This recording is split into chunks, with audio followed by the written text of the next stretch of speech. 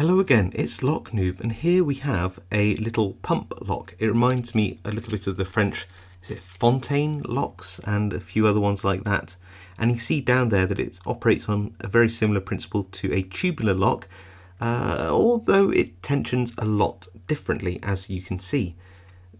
The lock has a bit of a collar which goes all the way down, which basically is a spacer, and then it tensions off this little tip here, and then these grooves push down the little fingers on the inside. So and it only moves a little quarter turn. It's only a little cam lock to open a cabinet, but nevertheless it's kind of cool. This was bought by my own money from, I think, AliExpress for around £3 or so. Clearly the prices change all the time on that site, so buy at your own discretion, of course. Now, how do we pick this? Well, the first thing to do is learn to tension it.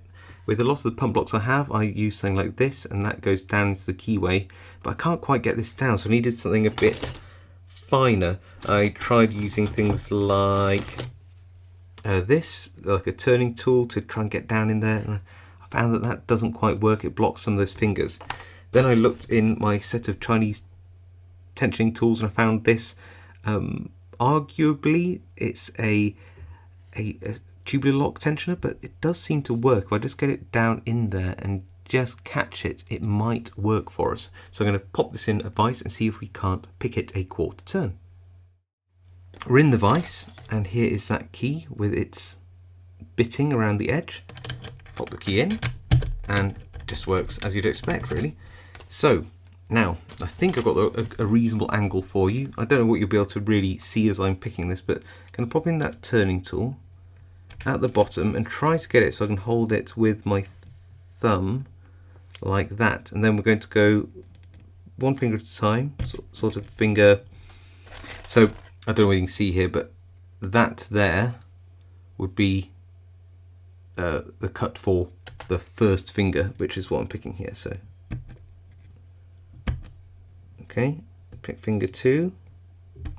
Is it binding? No. Finger 3? No. Finger 4? No. Finger 5? Yes. I just push that down. It doesn't feel like there's any false gates in these. There we go. So finger 1.